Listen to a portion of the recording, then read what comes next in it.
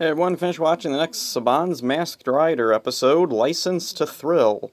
Dex plans to accompany Molly and Albie to school. Furbus sneaks into his backpack. Count Dragon sees Dex and assumes he's using the school as a hiding place. For some reason, whatever. Nefaria, a female minion, sends Larvatron, a monster that can impersonate a teacher and get close to Dex. Dex realizes Furbus is in his bag and struggles to keep him quiet. Furbus sneaks away while Dex is called on by a teacher to explain boll weevils. Dex goes out to find him and gets attacked by maggots. He fights them off and returns to his search. Dex finds Furbus and tries to catch him while avoiding nosy teachers. Larvatron poses as a driving instructor, Mr. Lee. Dex leaves with him while at the school the real Mr. Lee is found tied up. Molly overhears him say it was giant ants. She knows it must have been the maggots and she tries to think of a way to help Dex. Larvatron tricks Dex into getting on the hood of a car and starts to drive with him still on it.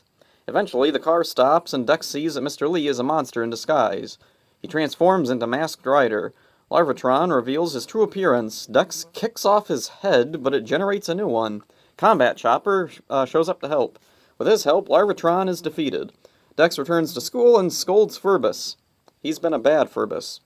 Dex volunteers to drive home with the Stewarts after school. This episode's pretty goofy, but it has some cool moments. The disguised Larvatron and Dex have a pretty cool fight. Larvatron slowly dropping its disguise was a really intense moment. The splicing of footage here is pretty sloppy. I don't even know what the point was of some of the Kamen Rider footage, since it was almost entirely reshot anyway.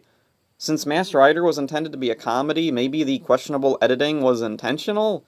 Like, it was supposed to be like, oh, look how silly it is to try and splice all this footage together that's obviously different. Like, at one point, you can clearly see Kotaro's face. There was no need for it. They had footage of Dex or a dummy on the hood of the car. They could have just used that. Furbus is a big focus here, but he doesn't do much more than initiate some pointless hijinks. Not much to look into with this one. It's perfectly acceptable for what it is. It's just that what it is isn't very good. So that's it for this one. Hope you enjoyed it. So yeah. You are a bad Furbus.